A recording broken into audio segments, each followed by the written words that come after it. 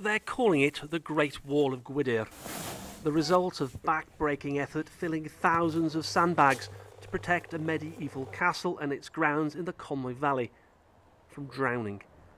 Now, it's not everyone who can say they're helping to build a wall to defend a medieval castle. Well, in this case, it's not invading armies they're worried about, but the weather and flooding. So far, they've laid around 6,000 sandbags, and make no mistake, this is a race against time.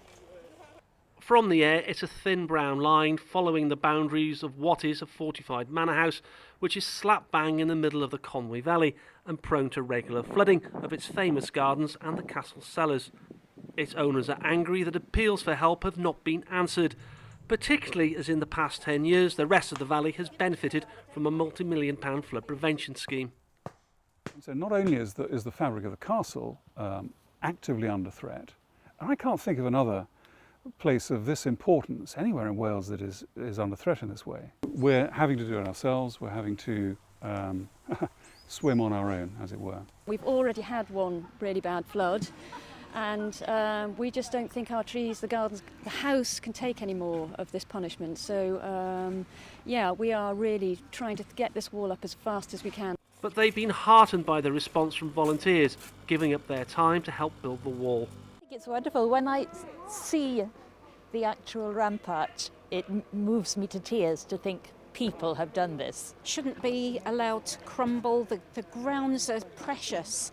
So whatever we can do to help save it. It's a great example of the community pulling together, I think. I mean, you know, there are still communities that do that, and I just think it's a tremendous thing to do, yes. Natural Resources Wales say they are sympathetic, but they have their own priorities. It's mainly gardens and the cellar of the property that's impacted.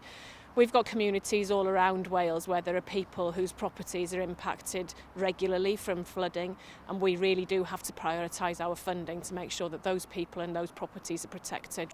There's still a huge job ahead, but they're praying the wall will do the job. Ian Lang, ITV News in the Conwy Valley.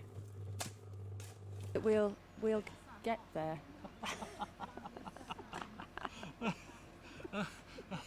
Have you anything to say? Have you anything to add? Attention seeker. No. We'll interview you later. Okay. About this coming season, we know that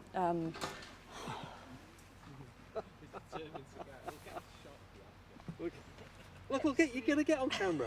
You're going to get on camera. You are going to get on camera. I promise you. Honestly. But we have an interview to do now. Come on. Take 4. Take 4. He wants to be on camera.